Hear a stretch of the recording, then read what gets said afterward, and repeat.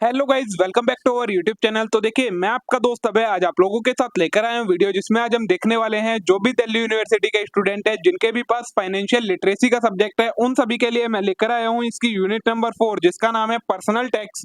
इसकी एक one shot revision video, जिसके अंदर मैं आपको एक वीडियो के अंदर पूरी यूनिट को कवर करवाने वाला हूँ। जो जो टॉपिक आपके एग्जाम के लिए रिलेवेंट है, आपके सिलेबस में दिए गए हैं, सारी चीजें आपको डिटेल में कवर करवाने वाला हूं। तो बिना देर के शुरू करेंगे हम अपनी आज की वीडियो और देखेंगे इस वन शॉट रिवीजन को। लेकिन उससे पहले अगर आपने अभी तक चैनल को सब्सक्राइब ना करा हो तो चैनल को जरूर सब्सक्राइब कर लेना, वीडियो को लाइक करना मत भूलना, अपने सभी दोस्तों के साथ शेयर करना ना भूलना। इसके जो नोट्स हैं वो पेड नोट्स हैं, अगर आपको परचेज करने हैं तो आप 129 रुपीज में चारों यूनिट्स के नोट्स आपको अवेलेबल मिल जाएंगे, आप परचेज कर सकते हैं। परचेज करने के लिए आप मेरे को व्हाट्सएप या टेलीग्राम पर डीएम कीजिए, वहां से आप इसे परचेज कर सकते हैं। तो चलिए अब शुरू करते हैं हम अपनी आज की वीडियो और देखते हैं इस वन शॉट रिवीजन को। यूनिट 4 नाम है आपका पर्सनल टैक्स। सबसे पहले basic tax structure in India के बारे में समझेंगे। तो the central government and the state government has distinct function under its tax India tax system. जो इंडिया का टैक्स सिस्टम है उसमें सेंट्रल गवर्नमेंट का अलग फंक्शंस हैं, स्टेट गवर्नमेंट के अलग फंक्शंस हैं। Tax imposed bye central government include income tax, central excise duty, service tax, custom duty. जो सेंट्रल गवर्नमेंट टैक्स लगाती है वो उनमें कौन कौन से टैक्स आ जाते हैं? इनकम टैक्स जो होता है आपका, central excise duty, service tax और कस्टम ड्यूटी। ये सारे आपके सेंट्रल गवर्नमेंट के लगाए हुए टैक्स हैं। वहीं state excise duty, VAT, professional tax, land revenue, stamp duty and tax on agricultural income are only a few tax imposed by state government. और स्टेट गवर्नमेंट लगाती है जैसे कि स्टेट का एक्साइज ड्यूटी हो गई, वैट हो गया, प्रोफेशनल टैक्स हो गया, land revenue, stamp duty, tax on agricultural income. ये सारे आपके स्टेट गवर्नमेंट के टैक्स हैं। The municipal and local government among other local agency also impose some small levies. उसके अलावा जो लोकल गवर्नमेंट होती हैं, म्यूनिसिपैलिटीज होती हैं, वो भी कुछ टैक्स लगाती हैं जिन्हें हम स्मॉल लेवीज के नाम से जानते हैं। अब टैक्स जो होते हैं वो आपके दो तरीके के होते हैं, एक होता है डायरेक्ट टैक्स, एक होता है इनडायरेक्ट टैक्स। तो direct tax are those tax that are imposed directly on the individual और entity by government and can not be transfer to another individual और एंटिटी। ऐसे टैक्स जो कि गवर्नमेंट या गवर्नमेंट जो है वो इंडिविजुअल या एंटिटी के ऊपर डायरेक्टली लगाती है उनकी इनकम पर, इन टैक्स को आप किसी और पर्सन को ट्रांसफर नहीं कर सकते, वो कहलाते हैं आपके direct tax. In India direct tax primarily consist of, direct tax कौन कौन से होते हैं? जो आपका इनकम के ऊपर टैक्स हो गया, कॉर्पोरेट टैक्स हो गया, कैपिटल गेन का टैक्स हो गया, सिक्योरिटी ट्रांजैक्शन का टैक्स हो गया, डिविडेंड डिस्ट्रीब्यूशन टैक्स हो गया, वेल्थ टैक्स हो गया, गिफ्ट टैक्स हो गया। ये सारे आपके डायरेक्ट टैक्स के एग्जांपल होते हैं जो आपको ही पे करने होते हैं। Indirect tax are levied on the production, sale or consumption of goods and services and they are ultimately passed to on consumer as a part of purchase। Indirect tax क्या होते हैं? ऐसे टैक्स जो गुड्स और services के production, cell और consumption के ऊपर लगाए जाएं और जिन टैक्सेस को आप कंज्यूमर के ऊपर पास कर सकते हो वो कहलाते हैं आपके indirect tax. In India indirect tax primary include custom duty, excise duty, octroi tax etcetera. तो इंडिया के अंदर जो इनडायरेक्ट टैक्स हैं उसके कुछ एग्जांपल दिए हैं, जो आपका कस्टम ड्यूटी होती है, एक्साइज ड्यूटी होती है, ऑक्ट्रोई टैक्स होता है, ये सारे आपके इनडायरेक्ट टैक्सेस के एग्जांपल होते हैं। नेक्स्ट आता है aspects of personal tax planning. Personal tax planning क्या होती है और ये क्यों जरूरी है? तो टैक्स प्लानिंग क्या होती है? Tax planning involve making strategic decision and taking action to minimise tax liability within legal framework. Legal framework के अंदर रहकर अपनी टैक्स लाइबिलिटी को कम करना है, ऐसी स्ट्रेटेजीज का यूज करना कि आपकी टैक्स लाइबिलिटी कम से कम आए, वो चीज कहलाती है आपकी टैक्स प्लानिंग। अब टैक्स प्लानिंग किस लिए जरूरी है? तो सबसे पहले तो मिनिमाइज टैक्स लाइबिलिटी। तो the primary goal of tax planning is legally minimise the amount of tax owned. जो आपको टैक्स पे करना है उसके अमाउंट को मिनिमाइज कर देना, मिनिमम अमाउंट, सबसे कम अमाउंट आपको पे करनी पड़े, ऐसी 8 स्ट्रेटेजीज का यूज करके लीगल फ्रेमवर्क के अंदर रहकर स्ट्रेटेजीज का यूज करना, वो चीज कहलाती है आपकी tax planning, minimise tax liability. By strategically utilizing deduction, exemption, credit and other saving opportunity, individual business can reduce its tax burden and retain more of their income or profit। अब क्या क्या strategies use कर सकते हैं? तो कई सारी तरीके की डिडक्शंस होती हैं, एग्जेम्पशन होती हैं, क्रेडिट्स होते हैं और कई सारी टैक्स सेविंग अपॉर्चुनिटीज होती हैं जिनका यूज करके एक इंडिविजुअल और बिजनेस अपनी टैक्स बर्डन को कम कर सकता है। उसके बाद दूसरा किस लिए जरूरी है? तो ऑप्टिमाइज फाइनेंशियल रिसोर्स। तो by reducing tax liability individual and business can free up financial resource that are redirected towards saving, investment, business expansion और अदर प्रोडक्टिव पर्पस। अब जब बिजनेस या इंडिविजुअल अपनी टैक्स लायबिलिटी को कम कर देगा तो उसके पास सेविंग्स मतलब इन्वेस्टमेंट के लिए पैसा ज़्यादा बच जाएगा। अब वो उस पैसे को इन्वेस्टमेंट में लगा सकता है, बिजनेस एक्सपेंशन में लगा सकता है और दूसरे प्रोडक्टिव पर्पस में लगा सकता है। This help in achieving long term financial goal and improving overall performance wellbeing. तो इससे क्या होगा, आपका long term financial goal achieve होगा और जो आपकी ओवरऑल परफॉर्मेंस हैगी फाइनेंशियल वेलबिंग की वो इंप्रूव हो जाएगी। ठीक है, नेक्स्ट आता है इंक्रीज कैश फ्लो। तो effective tax planning can result in increase cash flow bye lowering tax payment. अगर टैक्स प्लानिंग अच्छी होगी तो आपको टैक्स कम पे करना पड़ेगा और आपके पास कैश फ्लो ज्यादा बच जाएगा। This extra cash can be utilised for immediate needs such as paying off debt और कवरिंग एक्सपेंसेस और इन्वेस्टेड फॉर फ्यूचर ग्रोथ। तो जो ये कैश बच गया आपके पास उसे आप इमीडिएट नीड्स को पूरा करने के लिए यूज कर सकते हो, डेट को पे करने के लिए यूज कर सकते हो, एक्सपेंसेस को कवर करने के लिए कर सकते हो और फ्यूचर के अंदर इन्वेस्ट करने के लिए टैक्स का कैश का यूज कर सकते हो आप। नेक्स्ट आता है एनकरेज इकोनॉमिक ग्रोथ। तो tax incentive and deduction provided by government are often designed to promote specific economic activities such as investment in infrastructure, research and development और स्मॉल बिजनेस। गवर्नमेंट कई सारे तरीके के टैक्स इंसेंटिव प्रोवाइड करवाती है, deduction provide करवाती है। तो वो इस तरीके किस लिए पर करवाती है कि आप जो इकोनॉमिक एक्टिविटी है, स्पेसिफिक इकोनॉमिक एक्टिविटी जैसे कि इंफ्रास्ट्रक्चर में इन्वेस्ट करना, रिसर्च एंड डेवलपमेंट में इन्वेस्ट करना, स्मॉल बिजनेसेस में इन्वेस्ट करना, इसलिए प्रोवाइड करवाती है। Tax planning allow individual and business to take advantage of these incentive thereby contributing to economic growth and development. तो टैक्स प्लानिंग की मदद से आप सारे इन इंसेंटिव और इंसेंटिव्स का एडवांटेज ले सकते हैं और जो आप बचाएंगे पैसा उसका कंट्रीब्यूशन इकोनॉमी की ग्रोथ और डेवलपमेंट में कर सकते हैं। फिर आता है इंश्योर कंप्लायंसेस। तो tax planning involve understanding and complying with tax law and regulations. Tax planning के अंदर आपको क्या चीज ध्यान रखनी पड़ती है कि आप जो भी टैक्स प्लानिंग कर रहे हैं वो टैक्स के लॉ और रेगुलेशन को ध्यान में रखकर करें। By engaging in tax planning individual and business can ensure they meet their tax obligation while also taking advantage of tax available tax saving opportunities.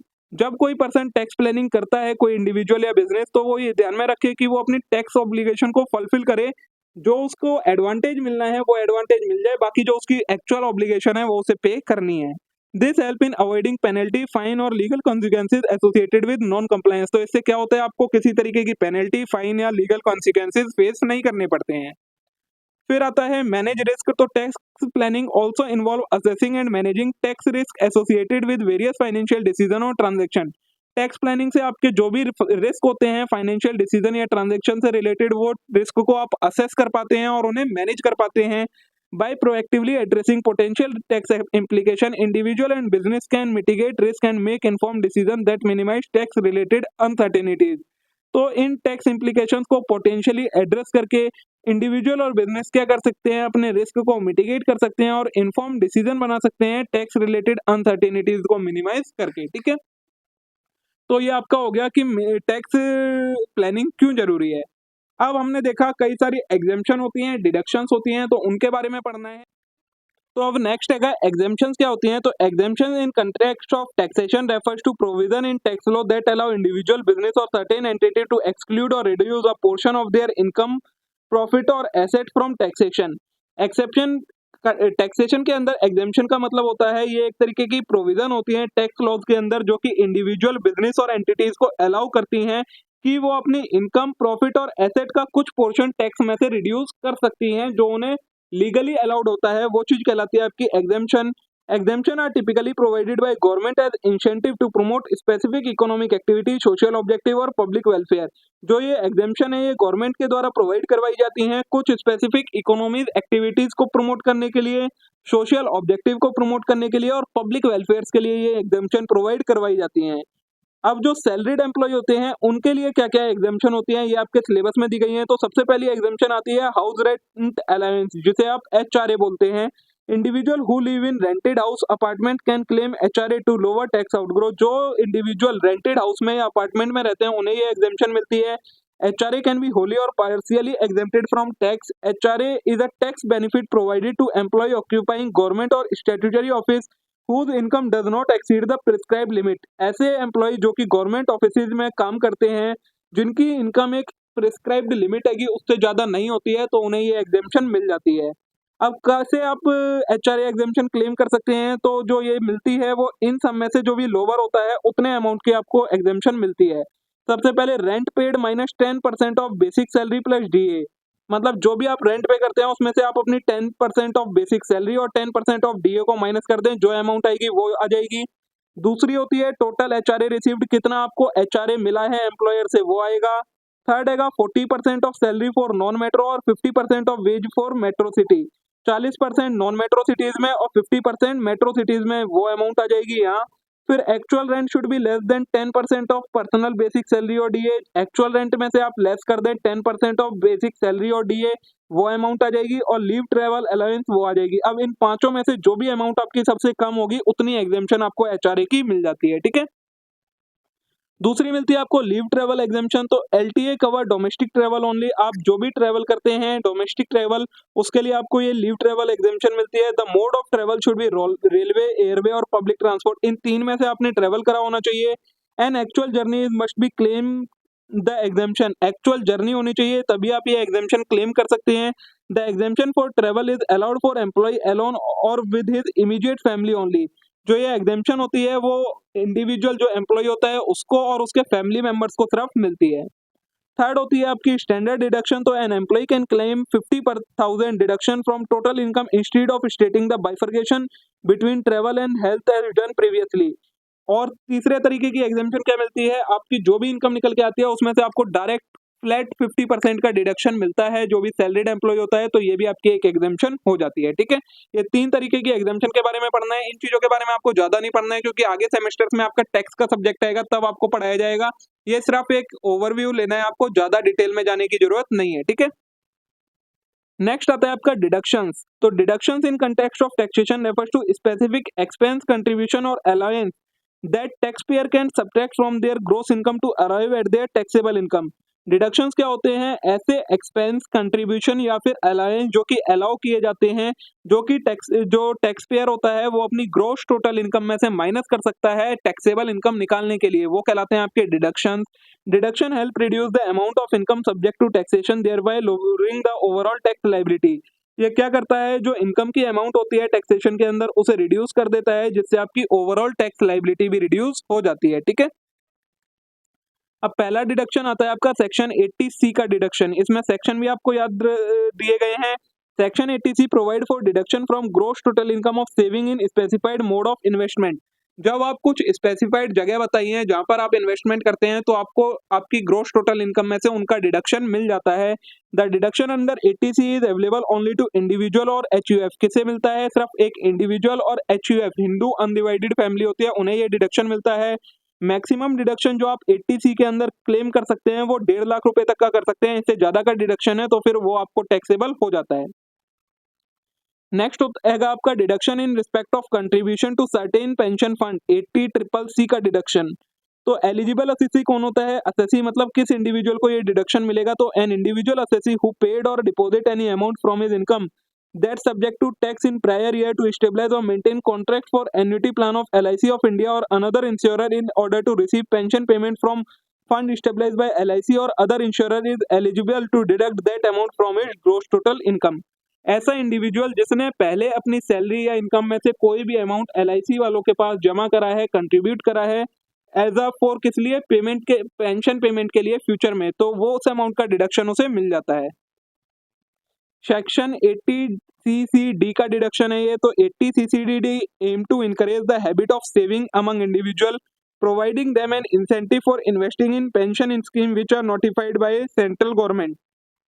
जो 80CCD का डिडक्शन है वो किस लिए दिया जाता है, ताकि जो इंडिविजुअल है उनके अंदर सेविंग की हैबिट बढ़े, उसके लिए उन्हें इंसेंटिव दिया जाता है कि अगर वो सेंट्रल गवर्नमेंट की पेंशन स्कीम में कोई अमाउंट कंट्रीब्यूट करते हैं तो उन्हें उसका डिडक्शन मिल जाता है। Contribution made by an individual और his employer both are eligible for deduction subject to deduction being less than 10% of salary of person. ये डिडक्शन किस किस पर मिलता है, इंडिविजुअल कंट्रीब्यूट करता है तो, या फिर इंडिविजुअल के बिहाफ पर उसका एम्प्लॉयर जमा कर देता है तो।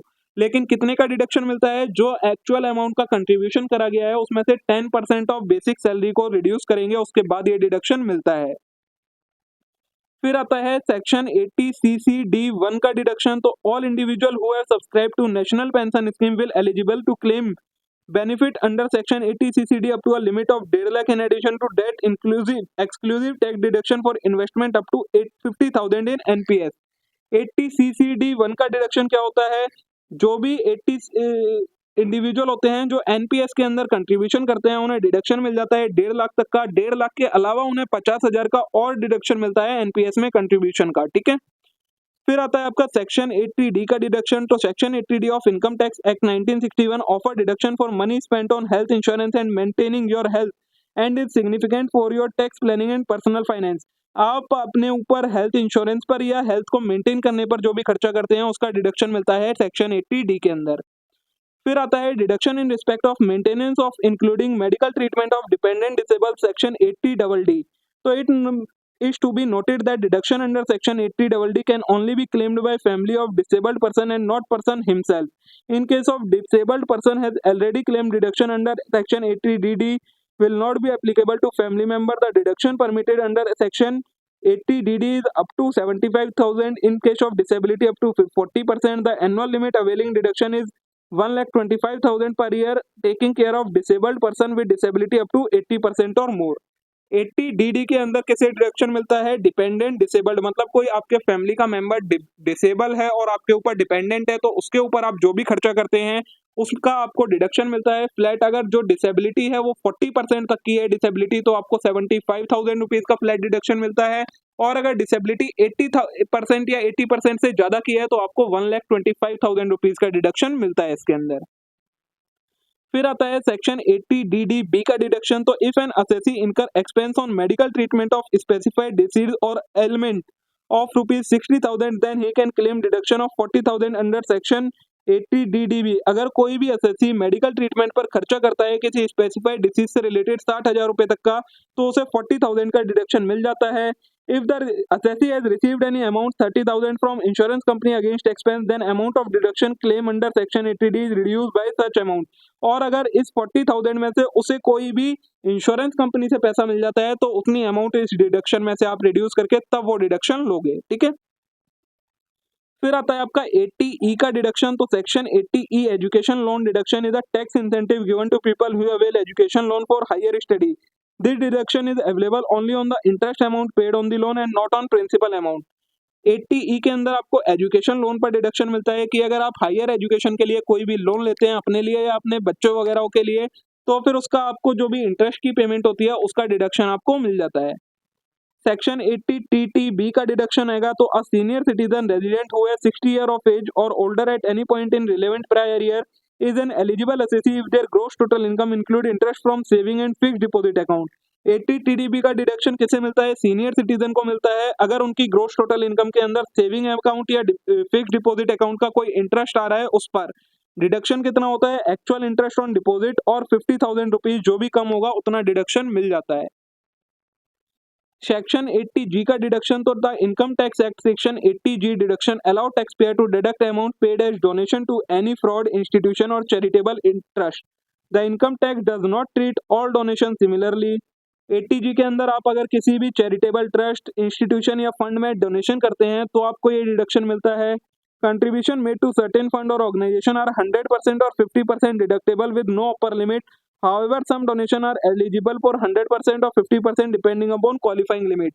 इसके अंदर आपको 4 तरीके के डिडक्शन मिलते हैं, एक 100%, एक 50% जिस पर कोई लिमिट नहीं होती है, आप कितना भी अमाउंट तक का ले सकते हैं, और एक होता है 100% और 50% क्वालिफाइंग लिमिट। लेकिन इसके बारे में इतना डिटेल में पढ़ने की आपको जरूरत नहीं है, अगर डिटेल में जाएंगे तो बहुत बड़ा टॉपिक है, ये बहुत बड़ा डिडक्शन है, सारा आप मैसअप कर लोगे। ठीक है, तो आगे चलते हैं। नेक्स्ट है 80GGA का डिडक्शन। तो 80GGA allow deduction for donation made toward scientific research or rural development. This deduction is allowed to all assessee except those who have income from a business or a profession.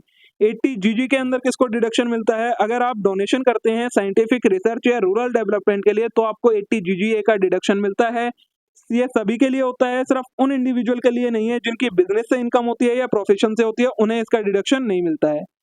फिर आता है 80GG का deduction. तो section 80GG allow you to claim deduction for rent paid even if your salary does not include the HRA component of by self employed individual having income other than salary. 80GG के deduction में आपको house rent का deduction मिलता है अगर आपके salary के अंदर एचआरए का कंपोनेंट इंक्लूड नहीं है। The condition is that you should not own any residential accommodation in the place of residence to claim deduction under 80GG।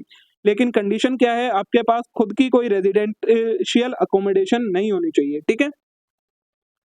Next topic आता है हमारा ई फाइलिंग का। तो E filing short for electronic filing जिसे हम कहते हैं, refers to the process of submitting tax return और अदर डॉक्यूमेंट टू गवर्नमेंट और relevant authority electronically, typically via internet.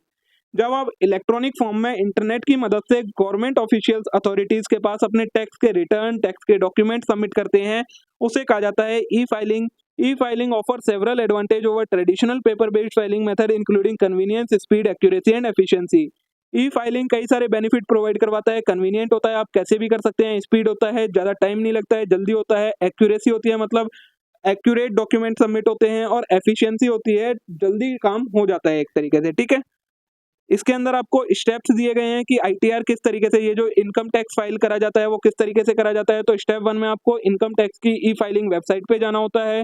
Step 2 होता है आपको लॉगिन या रजिस्टर करना होता है वेबसाइट पर। अगर आप न्यू यूजर हैं तो आपको रजिस्टर करना पड़ेगा, एग्जिस्टिंग यूजर हैं तो लॉगिन करना पड़ेगा। थर्ड आता है एंटर द रिक्वायर्ड डिटेल, जो डिटेल्स की जरूरत है वो डिटेल भरनी है आपको। Select the mode of filing, filing का मोड सिलेक्ट करना है। स्टेटस सिलेक्ट करना है आपको। सिलेक्ट द अप्रोप्रिएट आईटीआर, कौन सा आईटीआर फाइल करना है वो चूज करना है। अगर आपने आईटीआर 1 फाइल करा है तो उसे चूज करो, 4 फाइल करना है तो उसे चूज करो। समरी ऑफ टैक्स कंप्यूटेशन आ जाएगी आपके पास, उस समरी को फिल करना है। स्टेप में प्रोसीड टू वैलिडेशन और सबमिट द आईटीआर। 11 स्टेप के अंदर आपका आईटीआर फाइल होता है, ठीक है। इसी के साथ देखिए दोस्तों, आपकी यहाँ पर ये यूनिट नंबर 4 कंप्लीट हो जाती है। इतना ही कंटेंट आपको करने की जरूरत है। इस पर्सनल टैक्स वाली यूनिट में आपको ज्यादा डिटेल में जाने की जरूरत नहीं है, इतना नहीं पूछेंगे क्योंकि आगे आपका टैक्स सब्जेक्ट आने वाला है नेक्स्ट सेमेस्टर्स में, तो आपसे इतना ज्यादा नहीं पूछेंगे। होप तो आप सभी के लिए वीडियो यूजफुल रही होगी, वीडियो अच्छी लगी होगी। वीडियो अच्छी लगी हो वीडियो को लाइक करना मत भूलेगा, चैनल को जरूर सब्सक्राइब कर लेना इस टाइप के और कंटेंट के लिए। अब हम मिलते हैं नेक्स्ट वीडियो में। Thank you.